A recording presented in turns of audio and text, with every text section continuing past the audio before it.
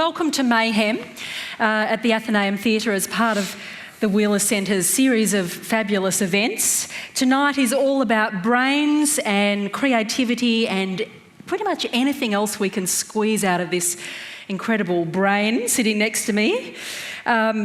Dr. David Eagleman, who is an acclaimed neuroscientist, writer, author, a man of many hats, as you'll hear. My name is Natasha Mitchell from ABC Radio National. I would like to acknowledge the enduring creativity of the people of the Kulin Nation and their elders whose land we are on today. The first scientists, the first artists who lived and breathed life in this place. We will be having a chat on stage and then you'll be joining us. So we are very lucky to have David with us tonight. He's come from America. He's gone to Auckland for the festival there and had a lovely time. He's a neuroscientist. He's an international best-selling author. He's a Guggenheim Fellow. He's an adjunct professor at Stanford University. He's a writer and presenter of a series called The Brain, Emmy-nominated series on PBS and the BBC. His research includes sensory substitution and time perception and vision and synesthesia, which we've talked about before, and he also directs the Centre for Science and Law. You know, he's just got a few things going on. And he jumped out of academia bravely, headed to the Bay Area and set up a business, one of a number of businesses, I think. This one's called Neosensory, which we'll talk about because there's some fascinating science involved in that. And his books include The Brain, Incognito, Wednesday is Indigo Blue, and others. And we will be having a book signing outside as well afterwards.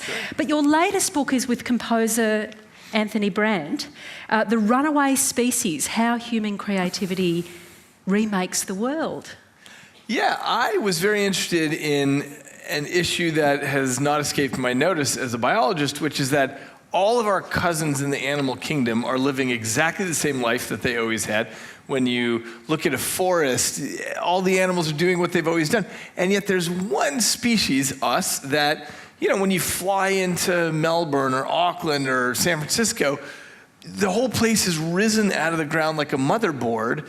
We have theaters and get-togethers, we write books, we do all, we have radio programs, all these things that no other species is doing. And so I started wondering why that is, why we are this runaway species. It all has to do with creativity, and it all has to do with the structure of the human brain, which just changed a little bit from all our cousins. We got an expansion of the cortex, which is the wrinkly bit on the outside. We just got a lot more of it.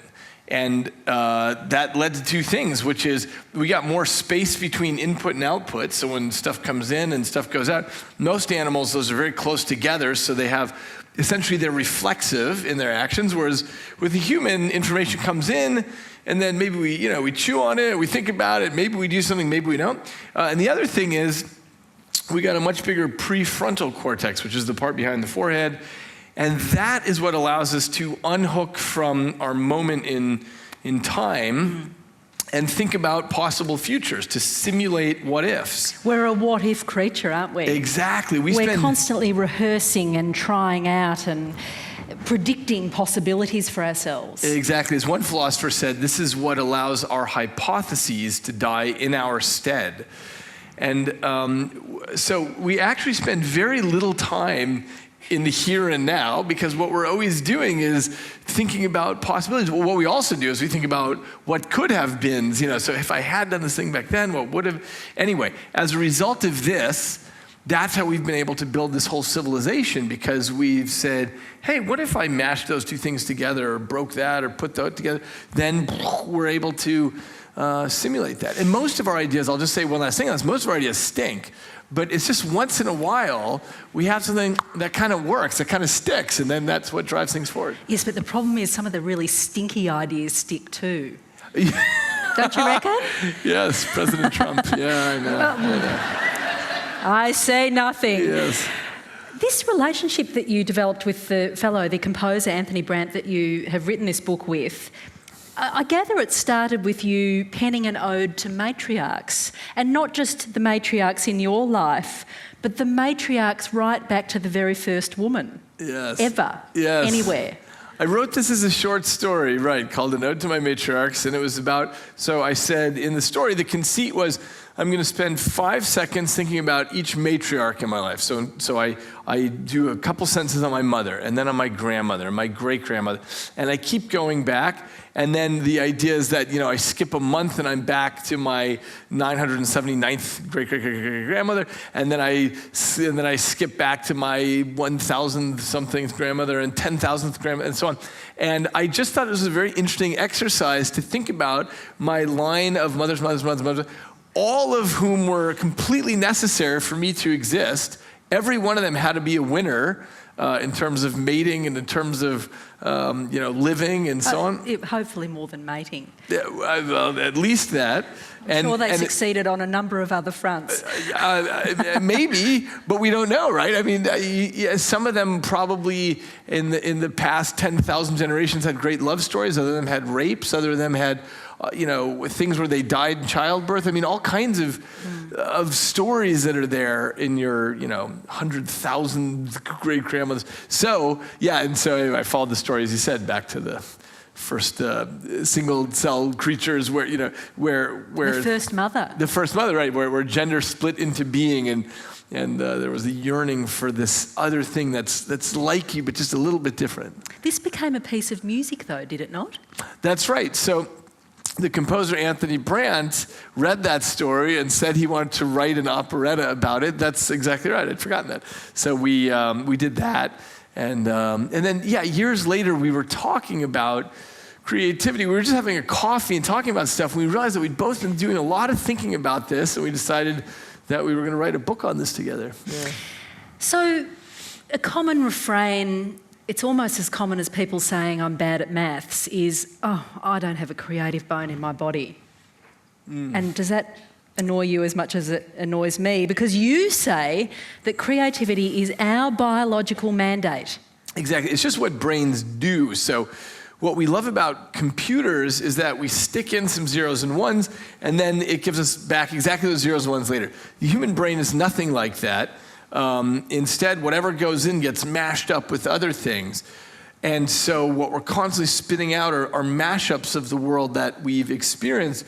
And everybody's brain does this all the time. And whether it's thinking about how to put together something from what's in the cabinets, or what I'm going to say next, or a new musical riff, or whatever it is, it's all that same process. And one of the things, as you know, that we emphasize in the book is that the creativity that you see in the arts and the creativity that you see in the sciences is exactly the same cognitive processes. It's essentially just very basic operations that are happening under the hood. And we divide that cognitive landscape into 3 main operations, which is bending, breaking, and blending. The 3 Bs. The 3 B. It's almost unfortunate that they're all starting with B, because then it sounds like a shtick, but it's not. It's actually these are the things that are happening where we take in ideas and we bend them. We bend them in size or shape or whatever, and make sort of variations on a theme. The second cognitive operation that the brain's always doing is breaking things, as in, seeing things in the world and thinking, what if I, just took a piece of that or removed part of that or so on. And then blending is when you have multiple ideas, multiple things you've seen, and you smoosh them together in various ways. Well, let's blend, break, bend, all of those concepts. But what was it about? I just want to go back to this relationship with your collaborator on this book. So he's a composer, you're a neuroscientist and a novelist and a writer. Was there something about that collaboration that distilled for you some of the themes that you explore in this book? Sure. Well, yes, plenty of blending of ideas. It's also, Tony Brandt is just a terrific co-author. I know essentially nothing about music. I'm a total ignoramus. And so he brings to the table so much rich knowledge in that, and in other various forms of the visual arts and so on. So anyway, it was just a terrific collaboration of 2 people getting together and drawing on their respective fields to put together a bigger structure. So some of the ideas that you present, one thing that I do love is that we often, innovation speaks become really tedious. Mm-hmm. As soon as you get politicians and managers talking about creativity and fostering it, it just kills the spark right away. It just is out the door. And often it's assumed that to be creative or innovative, it's about throwing out everything that's gone before you. It's about, wiping the slate, coming up with a fresh idea. And in fact, what you reinforce here is that there's this constant building on the past, constant tweaking, bending, breaking, remaking. Yeah, exactly. There's this notion, I don't know why it's such a sticky myth, but this issue that great ideas are like a bolt out of the blue and things are this, someone has this aha moment that's completely novel. But in fact, every idea has a very clear genealogy. Any great invention, look, here's an example that when the iPhone was introduced in 2006, and Steve Jobs did the announcement, one of the reporters described it as the Jesus phone because he said it's like it had a virgin birth. But in fact, the IBM Simon was a touchscreen cell phone introduced in 1993. It was a big bricky looking thing, but there's a clear line from there to here. And it's like that with every invention. And Henry Ford, when he was talking about the Model T, said, I have invented nothing new. I simply reassembled into the shape of a car the inventions that centuries of men have put together before me. So everything is like this. All ideas evolve. Everything has a history to it. And so this is kind of what got me and Tony interested in figuring out, well, how do ideas evolve? How is it that you can take what's going on and see what the next versions are? And there's some lovely examples of, it's not just inventors, it's artists as well, and how their palette morphs, or it morphs out of another body of work by another artist. It's not plagiarism. It's not necessarily borrowing. It's just an evolution. That's right. And it actually can't be any other way because we take in the raw storehouse of materials around us. We are each vessels of our space and time, and we absorb the world around us, and then we make new things on top of that. But if you compare, 18th century music from different countries around the world, it's very different. And it's not that people over here in Japan couldn't have done what was done in America or Cambodia or Nigeria. It's just that it would have never stuck in their society because there's a certain way to do it and so on. And just like the way that manufacturers are always doing the new and improved version of whatever, because each year we want something a little bit different, and the way the music evolves in each country, or the art or the lawns or the whatever, the architecture, people want a little bit of newness in each generation, but fundamentally it's growing along whatever tree branch it's come along in.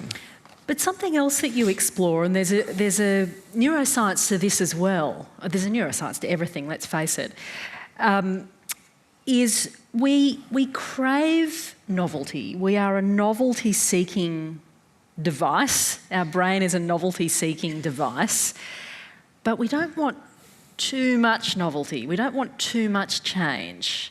So there's that, and you talk about that as being at the heart of, that tension is at the heart of all creative effort. Exactly right. Everything that actually sticks in a society is somewhere on this, it's always in this tug of war between novelty and familiarity. So exactly as you said, we're always seeking novelty because of something called repetition suppression in our brains. Essentially the brain's job is to put together an internal model of the world. And so it says, okay, I kind of get the rules of the world, but when it sees something novel that it wasn't expecting, it has to burn a lot of energy to figure out how to incorporate that. And you see that in a brain scan. Exactly. If you're looking at somebody using functional magnetic resonance imaging, for example, which is just a way of seeing where the activity is in the brain. The first time you show it something new, there's a big activity, and then you show it again, and you show it again, and a little less, and so on. And by the 12th time you show it, there's nothing boring. at all. Yeah, boring. Seen that. Exactly.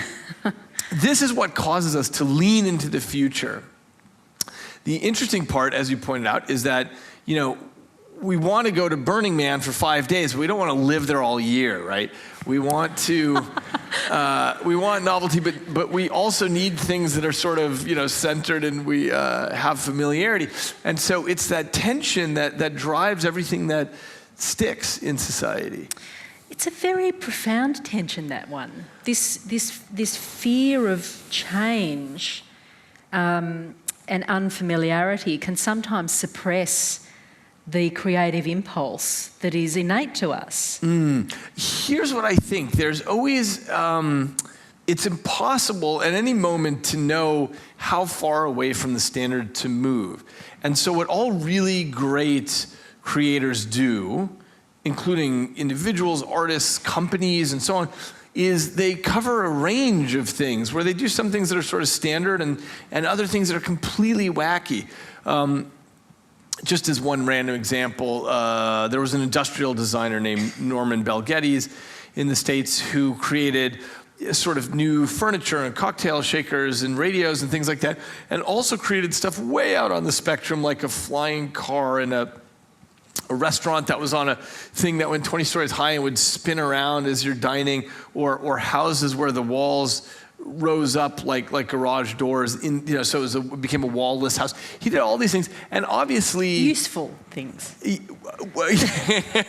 Some useful, some less useful, and everywhere in between. And that's how you're able to feel out the border of the possible, because it's impossible to know otherwise what's going to land. And so all creative companies do this sort of thing where they have sort of their next model of their car, and they have some completely wacky concept car and various things in between, and that's how you're able to figure out what's going to stick. You know, one of the examples that I really love on this topic is skeuomorphs. How many people know what a skeuomorph is? Has anyone heard this term? Oh, I love this idea. Yeah, skeuomorphs are these digital icons that represent something physical in the world. So for example, when you're writing a document and you click save, the icon is of a floppy disk. So can I just do a quick survey?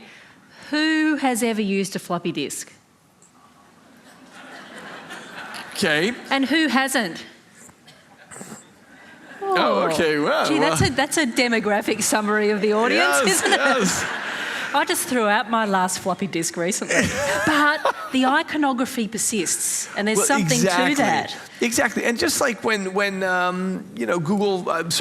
Apple was first introducing their digital books, the books sit on a wooden bookshelf, and their book covers sitting on the wooden bookshelf. They've since evolved away from that, but that's what people want to see is, well, this is really weird. It's a digital book, but oh, it feels familiar. I see the wooden bookshelf. Or me buying a digital radio, and it's one of those old-fashioned sort of radios. Yeah.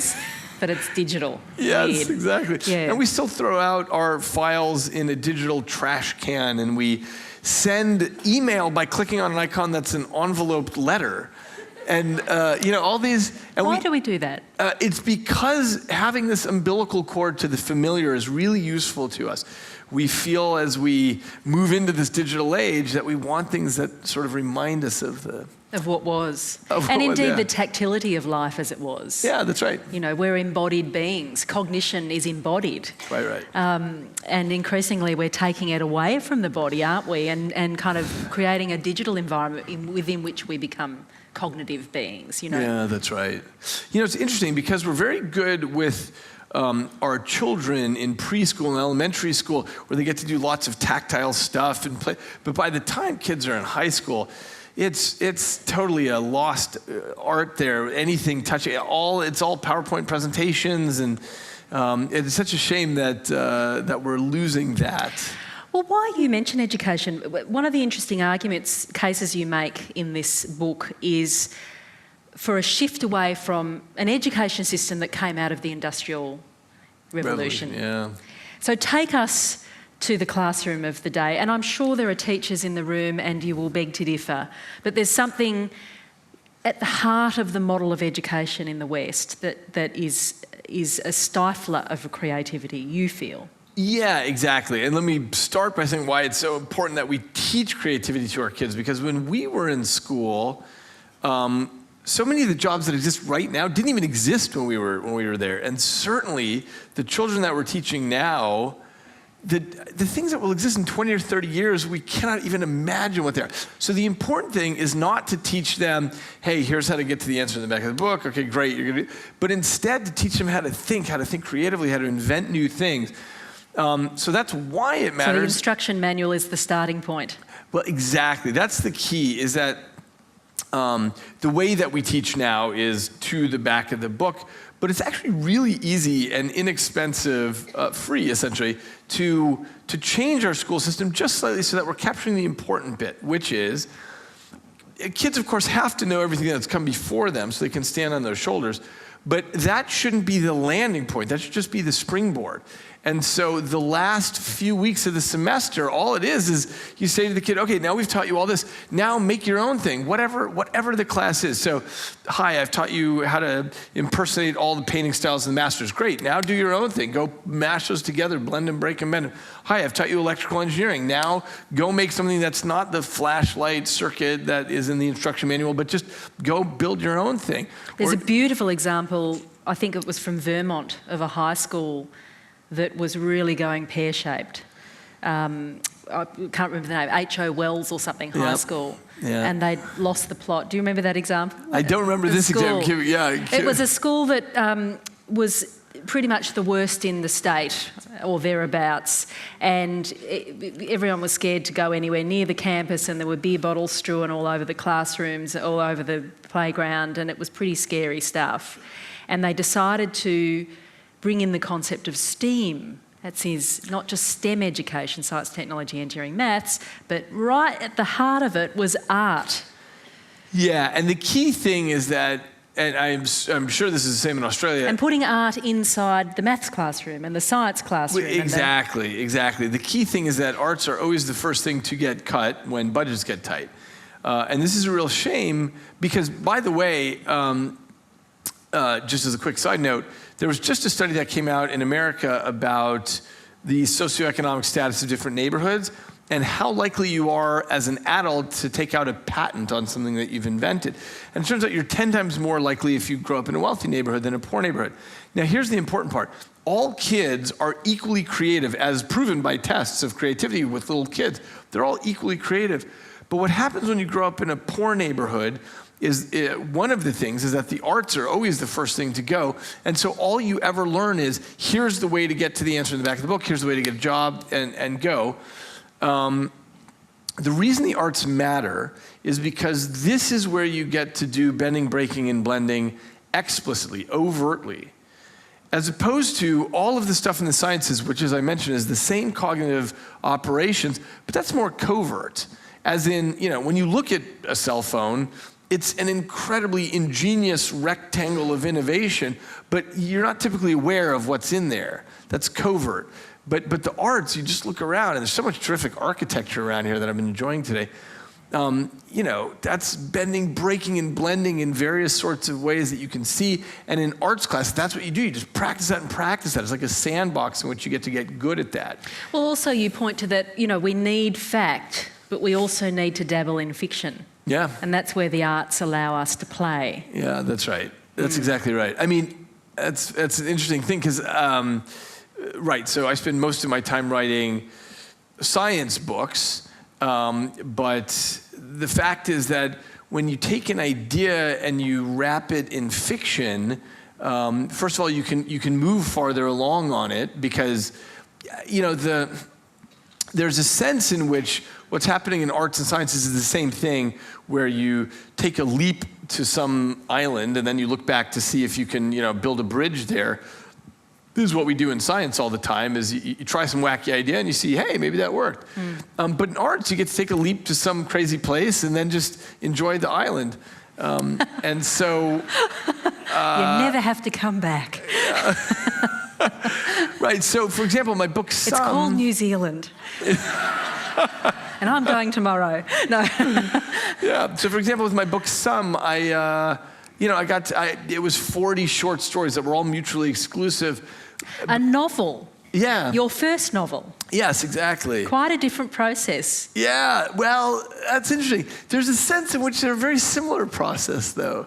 Just in the sense that I got to take leaps and instead of saying, okay, so now I have to go out and write a grant and try to see if I can prove this, I got to take big leaps and just sit and enjoy the view and write about it. So what was the book about for those who haven't read it?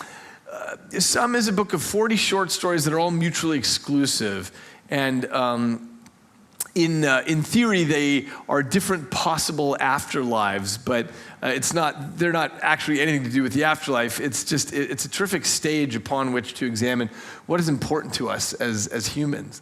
So that's what the book was about, and actually that was the last time I was in Australia, because Brian Eno turned it into an opera at the Sydney Opera House in 2010.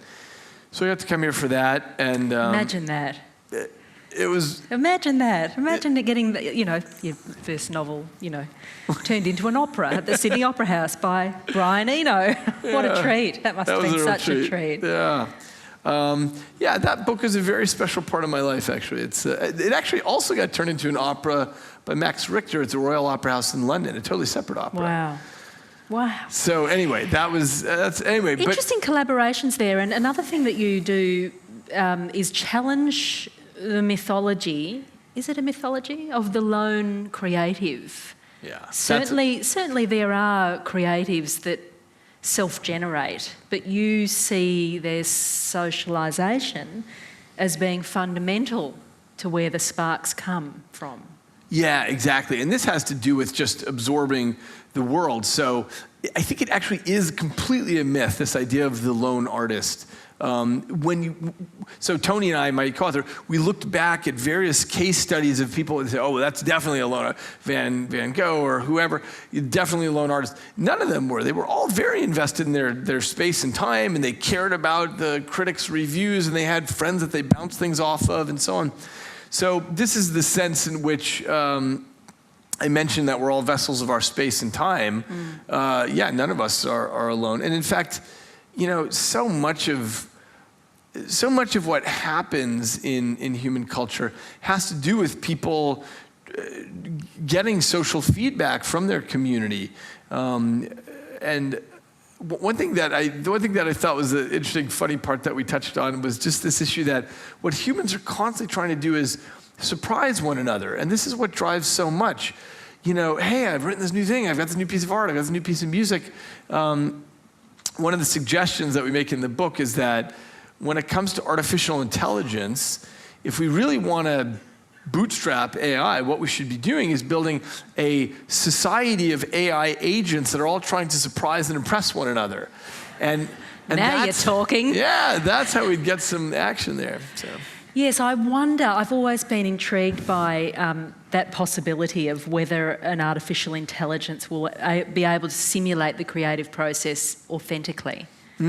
So I think the answer is sort of, which is to say, Google, for example, has various projects where they will take, for example, a painting style and a photograph and put these together, and it's extremely beautiful. It's extraordinary what they can do with this. They have an equivalent project with music where you can mix different musical styles and so on. So the answer on creating things is yes. What's interesting about human creativity is the other half of it, which is the filtering process, which is to say that, when I'm trying to do a new piece of art or whatever, I come up with lots of ideas that stink, and I know generally how to filter most of those out and just pick the ones that my community will care about. And that's the part that computers are missing right now, because in the absence of being a human, you wouldn't know which ones are going to stick or which ones aren't. So anyway, Google can create terrific stuff. It's just not so good at knowing what's going to work and what's not. Yes, but the question of whether you can come up with an algorithm that is a real free-form creator. You can. You can. Yeah. I mean, these things, for anyone who's curious. Van Gogh as AI. Picasso as AI. Yeah. You reckon? Yeah, that's already there.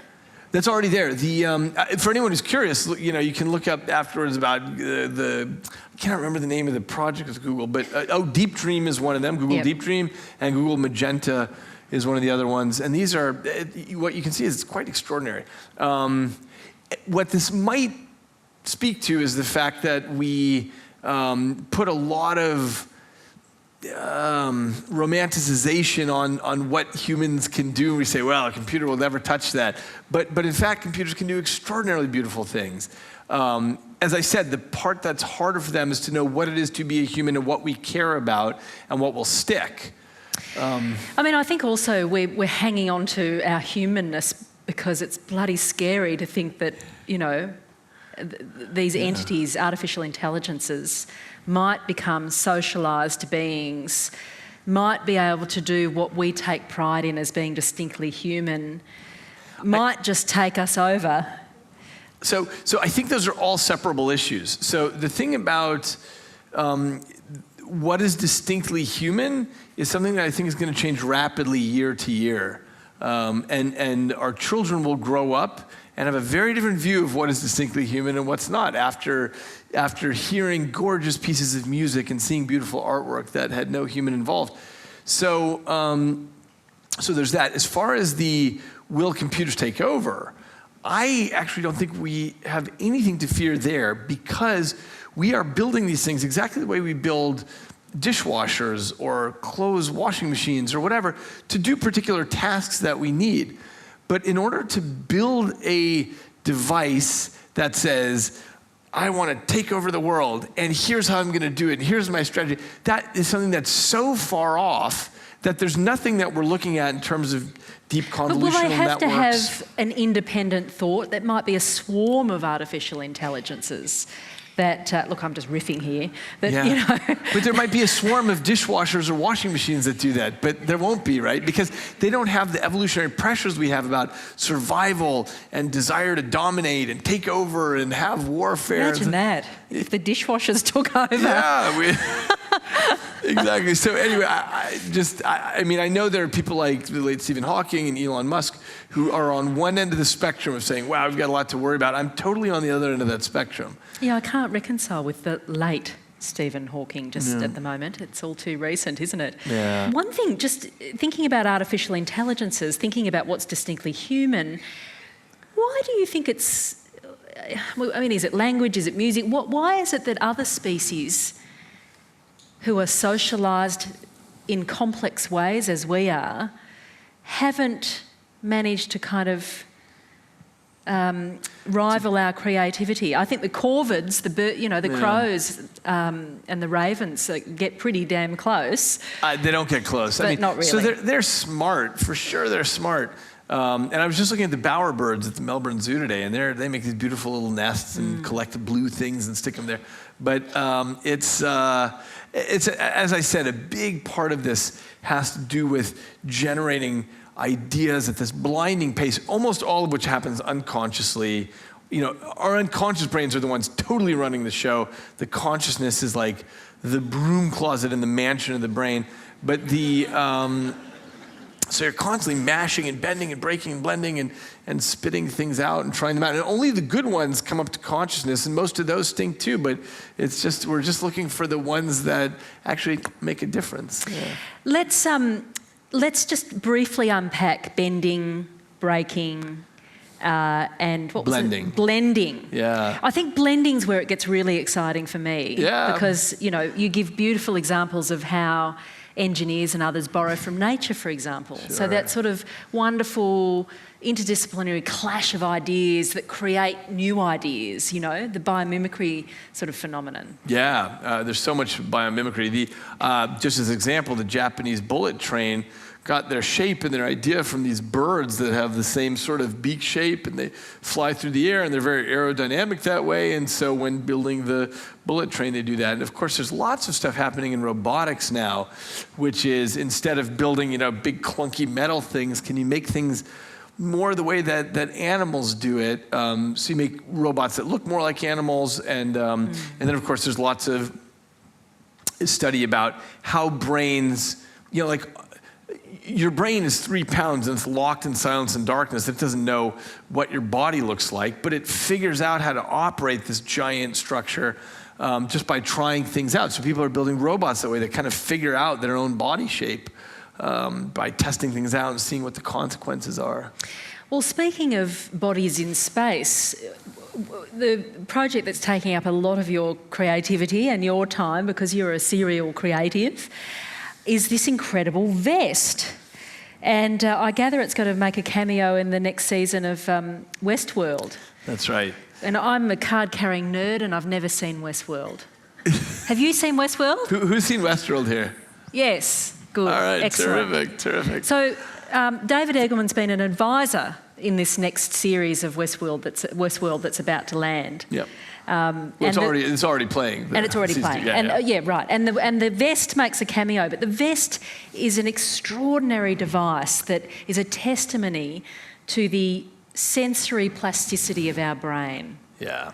Here's the idea with the vest. What I've been fascinated by is what I mentioned now, the brain is locked in silence and darkness, and yet it puts together this whole subjective world for you. So for example, you're seeing me and Natasha up here on stage, but that seeing is actually happening there in your skull, inside your skull.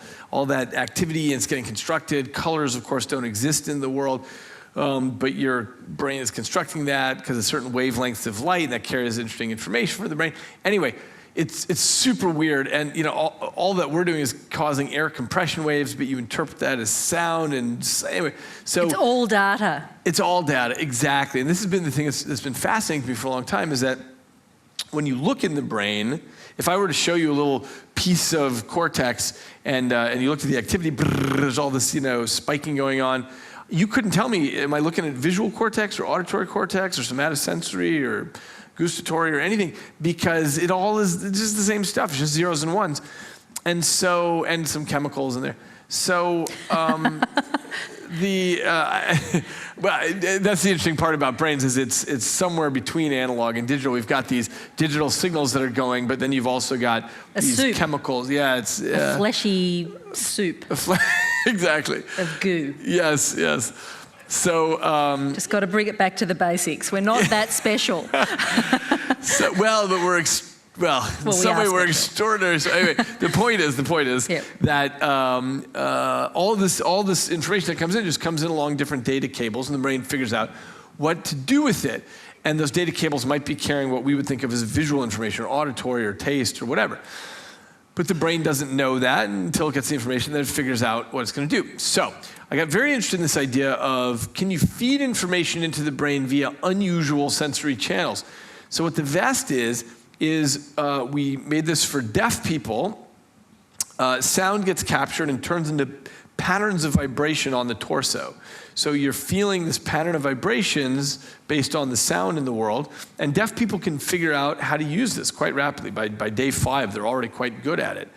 And so, there's 77 million deaf people in the world with severe or profound hearing loss, and this just fixes it for a few $100. Their only other option is to get a cochlear implant, which is $100,000 and invasive surgery. So, another option is to learn the complex artistry that is sign language, and the whole. Oh, sure, they do that anyway, but no. But in terms of translating an auditory sensory experience into an equivalent, yeah. Right, that's the thing that a deaf person can't get from learning. They don't know when the smoke detector goes off, where there's a dog barking on the other side of the fence, or where there's a door slamming, or someone coming up behind them, stuff like that. There's no sign language that helps with that. So deaf people are really at a disadvantage in that way. And anyway, so for a few $100, we could do this. So what we've done actually recently is we've turned the vest into a wristband. It looks just like a Fitbit, and it's got vibratory motors on the band, and it captures sound and little microphones there, and turns into patterns of vibration on the wrist. Yeah, so just explain it again. So you put on the vest, and then what happens? So what happened, actually, with the wristband... you put on the wrist. Yeah, you put it on the wristband, sound is getting captured, so your voice, a knock, whatever happens, the smoke detector goes off, and the sound is getting turned into this pattern of motors every 16 milliseconds from high to low frequency. These motors represent high to low frequency. This is precisely what your inner ear does. It's just capturing sound, busting it up into different frequencies, and shipping that off to the brain. So all this is doing is shipping it up the spinal cord and to the brain. So it actually translates the auditory signal into a physical touch. Exactly, a physical mechanical touch spread out. Exactly, which is either on the back of the jacket or on the wrist of your hand. Exactly right. And so and so what we're doing is we're just transferring the ear to the wrist, and it works. So, but what about, how do you distinguish between a small child screaming and a fire alarm?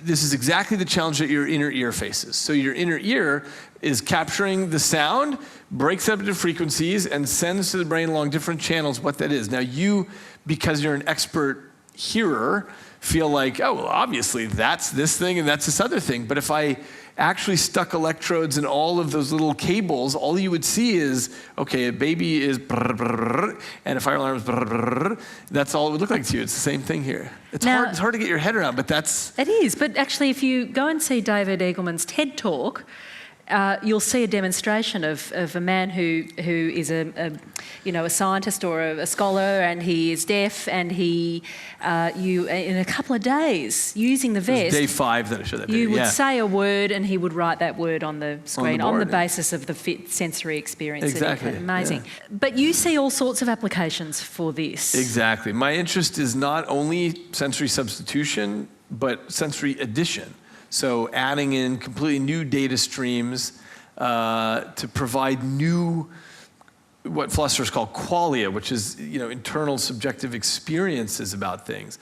So for example, we have vision and hearing and touch and whatever. As I mentioned, it all looks the same on the inside. But what if you fed in something that was completely new, like real-time data from the stock market, or Twitter feed data, or perish the thought, or yeah. Exactly, or infrared or ultraviolet or whatever it is, or the invisible states of your own body, like your microbiome or blood pressure or whatever, and you're feeding that stuff in, can you develop a new qualia, a new internal experience that's not touch or vision or hearing or smell or taste, but it's like this other thing, which is so impossible to imagine. I mean, just as an example, wow. If I asked you to imagine a new color, you can't do it. Like, it's so weird, but you just can't imagine a new color. But this is the same thing if I asked you to imagine a new sense. But what I hypothesize is that the senses we have are all just ways of representing information. There's a certain structure to the data with each of these, and the brain puts some feeling on that, like, oh, that's the feeling of vision. Oh, that's the feeling of hearing. That's the feeling of touch. And it doesn't confuse us. Those feel completely different, even though they're made out of the same stuff. Amazing. And you envisage that pilots could use it? Sure, yeah. We've actually done this with drone pilots, where the pilot is feeling the pitch, yaw, roll, orientation, and heading of the drone while they're flying it. So it's like they've extended their skin up onto the drone, and they can learn how to fly in the fog or in the dark as a result of this. Yeah, there's this wonderful idea that the philosopher Andy Clark developed around the extended mind, that we are always cognitively, we're just a sort of bag of, flesh and bones, and we are always cognitively coupling with the world around us. The pen, our phone, a map, other people, the laptop, the chair, and it's this lovely idea that we have an extended mind. It extends beyond our ancient skull cave, as he put it originally. Yeah. And in some ways, this is a sort of similar idea, isn't it? That the cognitive experience is coupling with exactly others, right. This is actually the theme of my next book, which won't come out till 2019, but it's called Live Wired, and it's about how you can't really think about the brain like hardware, and you can't think about it like software, but it's this other thing, which I'm calling liveware, which is, it's constantly reconfiguring itself and so on. But yeah, when I'm driving a car and my front wheel hits a bump, it's like I've hit that thing, or and we're constantly doing this. And one of the things that we can do with the vest is, I can control a robot. We're trying this with avatars now, where you're controlling a robot that's 1,000 miles away from you, and you're feeling what the robot feels. So as it lifts its arms, you feel that, and if something hits the robot, you feel that kind of thing. So we're extending it over great big distances now. That TED Talk you gave where you demonstrated this jacket received a standing ovation, and it spun you into a whole other reality, didn't it? Yeah, that's right. I ended up starting this company called Neosensory because I got funded right there. Basically, venture capitalists went up and said, right, what do you want? Imagine that. It wasn't quite what do you want, because I would have had a higher number, but they said, like, hey, we want to fund this as a company. And the reason that's so special to me is because I've spent my entire life as an academic, and I've written 120 academic papers in science and nature and so on. And that's great, but 6 people on the planet read this stuff. And so here's an opportunity to affect the lives of 77 million deaf people all at once. And so that was a very special thing for me. So I'm still teaching at Stanford, but I'm spending almost all of my time now in the entrepreneurial world. Amazing transition to make. An interesting one too. Lots to talk about there. Thank you. Hey, David. Hi. I'm Nicole. I'm a pre-service teacher, and just today, actually, in my English lecture, I was pushing forward the idea of the benefits of bringing art outside of the art room. And that's what I do in my teaching. I sort of fuse art and English. Could you please help me express to people, with your beautiful wisdom, the benefits of this? Yeah, thanks for that question. I wish you the best of luck on that. It's easy to, no, I mean, in the real way, 'cause it's easy to do. You can do it in a way that doesn't cost your school administration anything. And it's so useful for the reasons that I mentioned before, which is that, arts are where you get to explicitly do the stuff and break and bend and blend. But how does she convince her colleagues? What's the argument she needs to make? So here's what I would say. So what we did is we outlined in our book, our latest book, called this chapter called The Creative Classroom, and it's exactly about this. And I would steal all those examples and run to your principal and say, look at all these examples of schools that have done this and taken themselves out of being last in the state and to being first in the state, this kind of thing. Thank you for the question. Thank you. Hi, David. Thank you for coming down. I guess my question is, well, I've got two. It's two-pronged, so I'm kind of blending. Forgive me. Sorry to the psychiatrist in the audience, but I was diagnosed with bipolar years ago, and I reject the diagnosis. I would say more that I have heightened sensitivity and a high level of creativity. So I was wondering if you could speak to, bipolar and what you would say about it. I'm much more interested in what you have to say than a psychiatrist. And also, if you spent any time in psych wards and your take on psych wards, because I find them to be particularly traumatic and detrimental to the spirit. Thank you. Yeah. Thanks. Actually, so my father's a psychiatrist, so I grew up seeing psych wards and so on. I don't know, I'm curious to know if you guys had a similar history in Australia, but in the United States we had psychiatric institutions where people who had mental illness were put there. That ended up becoming a thing that sort of went sideways. And then we had deinstitutionalisation. What's that? We had deinstitutionalisation as well. Well, right. So that came later. So what happened is it went sideways for reasons I don't know, but people found that it wasn't. People weren't being treated well there. So then there was deinstitutionalization. And what happened, I can only speak about America, but the entire population who suffered with some sort of mental illness flowed into the prison system. So now our prison system is our de facto mental health care system, which is a real shame. Okay, so there's good. Let me say two things. There's good news and bad news. The good news is neuroscience laboratories all over the world are working really hard on issues of mental illness because it can be quite debilitating. As a society, there's a lot of variation that we have, and a lot of that's really useful and good. Not everybody should be exactly the same way, but instead along any axis that you measure humans, you find a lot of variation, and as a result of that, we have an extremely rich society with a lot of creativity. One of the questions that my co-author and I asked during the writing of this book is there a relationship between mental illness and creativity?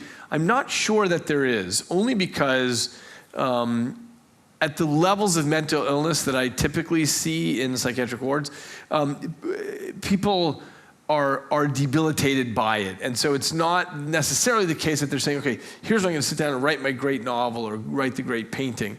It's somewhere in between. It's a big pluralistic world, and we've got a lot going on the mental landscape. It's just that when things become distressing and debilitating for people, that's when neuroscience and psychiatrists try to find some way to help.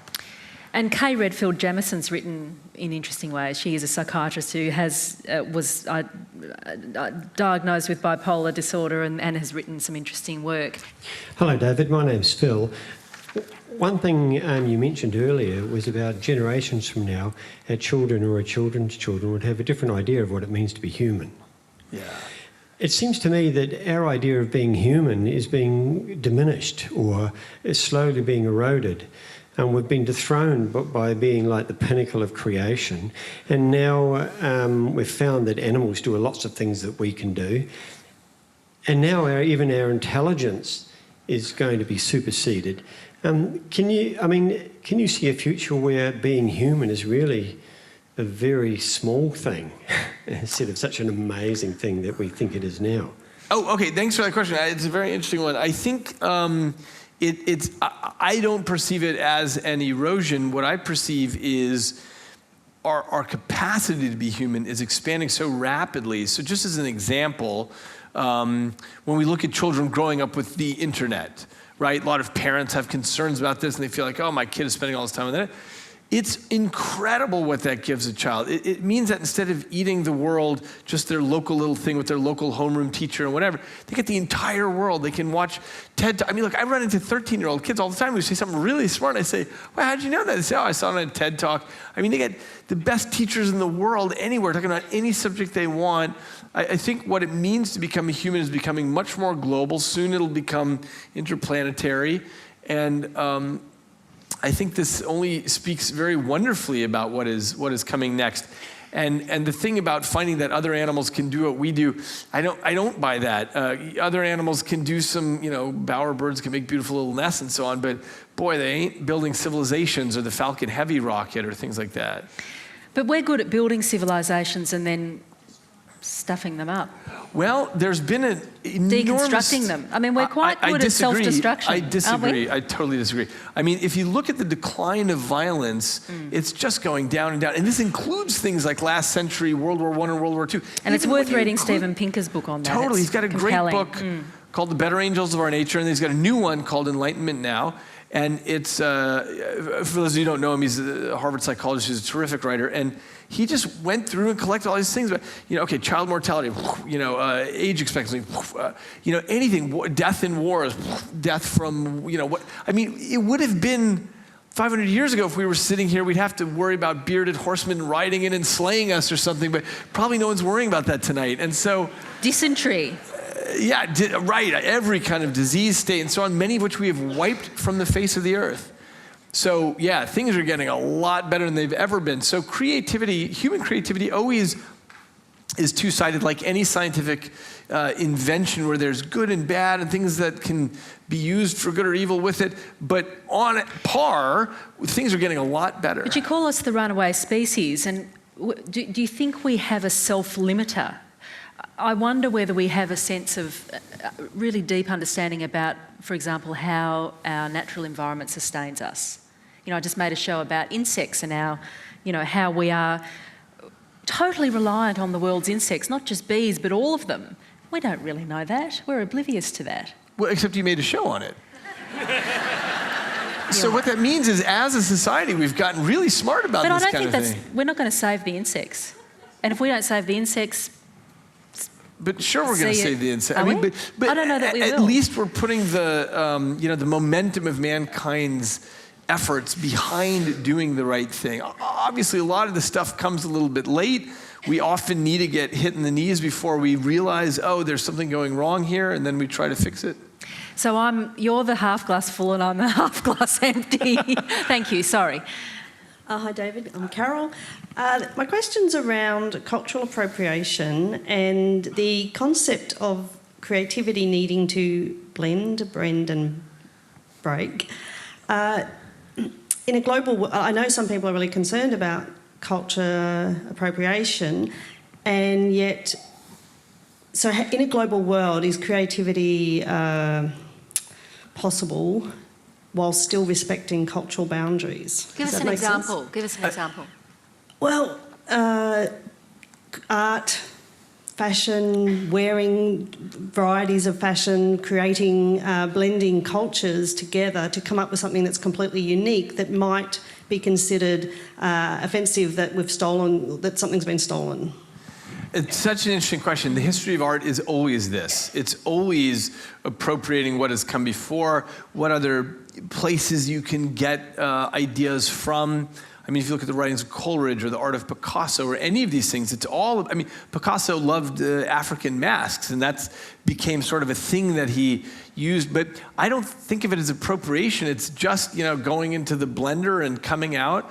And in fact, when you go to countries with a lot of immigration, like Australia, like Melbourne in particular is quite international, all over America, different countries where you see lots of cultures coming together, you get the best food and music and art and so on as a result of these cultures bashing together. And someone's got an instrument from here, and someone's got art from here, and this particular style.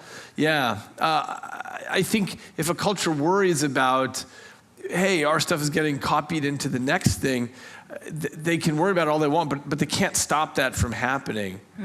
One of the auditory examples that I love is just, there was a drum solo in a 1969 song by the Winstons called the Amen Break, and that drum solo got appropriated into a song by Mantronix and into a song by Salt and Peppa. And what we discovered when we looked into this is that that drum solo has been used in over 2,000 songs, the same drum solo. But this is part of what hip hop does, is it's always taking snatches of music from other things and reusing, which is really wonderful. It's a magpie. Yeah. We are magpies. Yeah.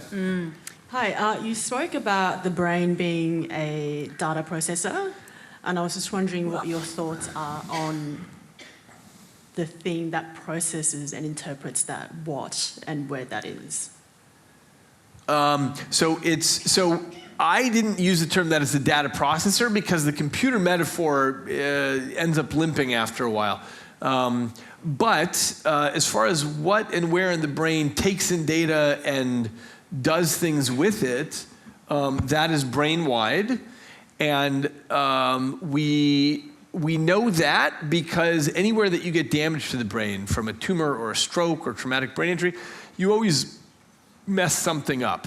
There's no part of the brain that you can sort of excise and not worry about it. So that's how we know it's a distributed process. But what you may be asking is the fundamental issue about why are we conscious? Why do we have a private subjective experience of the world? That's not known yet. We don't know why we have consciousness, why it feels like something to be alive. Because you can imagine building a robot that's just like us, but it doesn't feel like it. It's just processing zeros and ones, and it doesn't have an internal experience to it. So ask me again in 50 years, and I'll tell you the answer. So we've only got 2 minutes left. Can I just take all the 3 questions in a row from here, and then I'll grab one from here as well? So you're amazingly productive. What is a really busy day for you? What is a really slack day for you? And then what is the ratio of those days in your life? Okay, next. Thank you. Thank you. I was really excited by the idea of the vest and the wristband as a way of replacing the dysfunctional hearing function.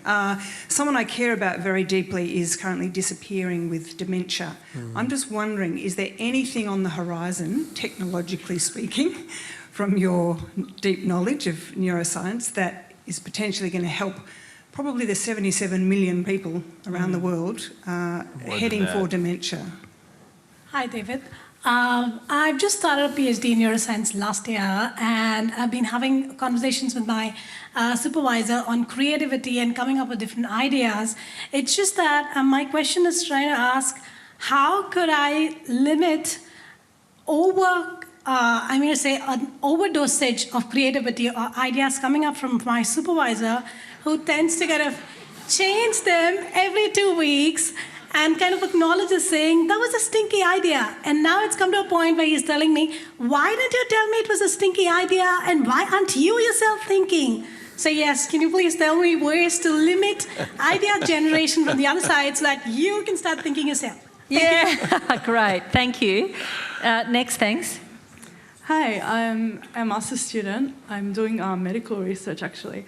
And I really enjoy music, and sometimes I feel crazy if I don't just sit down on my laptop and just create a piece of music once in a while. And since I've just started my master's, all my time and effort has gone into research, and it's so difficult to find time for anything else. So I'm wondering if our careers actually limit how much creativity we can express, and whether that's actually suppressing the world from moving further because of that limit. Yeah, it's a great question. So careers aren't necessarily worse than they used to be. I mean, it used to be that you'd work in a factory for 16 hours or something. So happily, people have always had hobbies, and so it may be that that's going to remain what it is, where you have to have hobbies to keep yourself feeling creative and so on. And I totally get that feeling of going crazy if you're not doing something that expresses something amazing. I mean, now that I'm doing entrepreneurial business, a lot of the stuff is just, it's not terribly creative. It's just making a product and getting it out there. So anyway, the good news is we've always got time for hobbies, and you can always carve time out. And this ties to the first question about... Which was, how much of your day are you busy, how much are you slack, and what's the ratio? Yeah.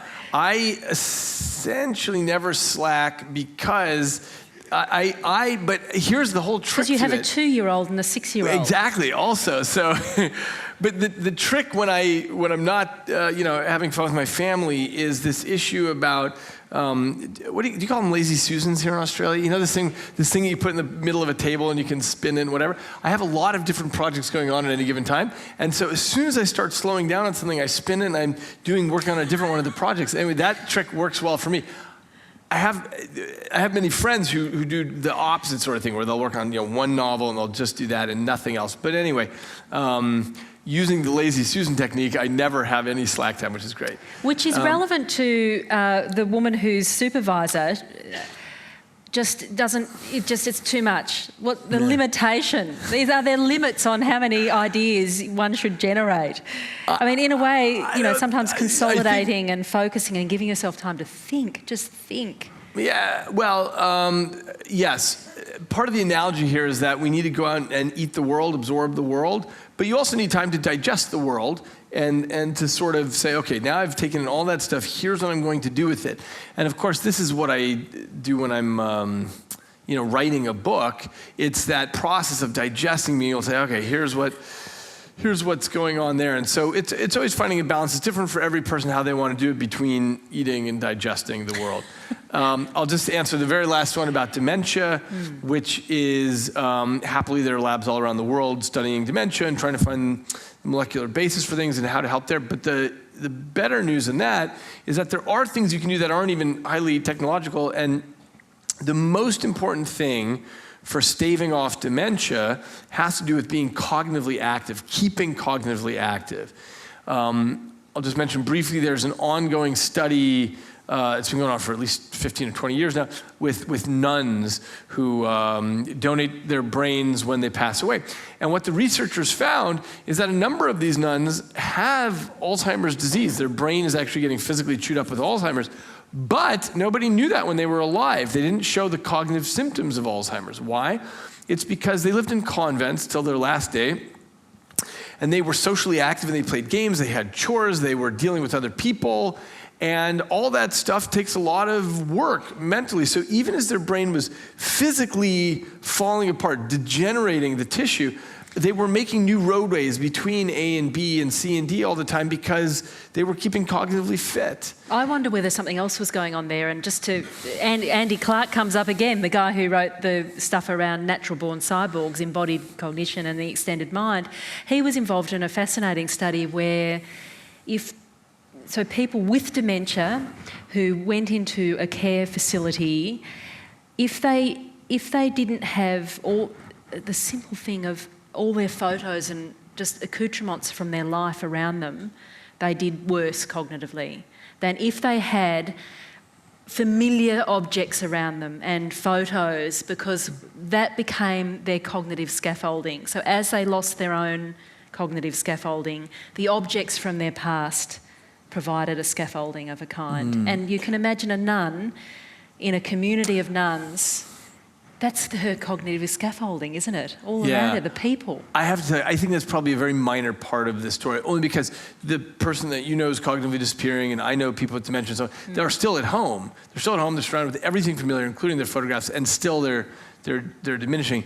Part of the reason is because often when people retire, their lives start shrinking. And as they start losing their hearing, it's annoying to go out to parties and their lives shrink and so on. And so they end up just sitting on the couch watching television or something, and that's the problem. It's all the ways of keeping cognitively active that's disappearing from their lives. So anyway, the good news is that by keeping cognitively fit, you can stave off dementia. And so that's the technology that's useful there. Well, we would like to extend our thanks to David Eagleman. Thank you so much. Thank you guys very much for being here. Visit wheelercentre.com for the best in books, writing and ideas from Melbourne, Australia and the world.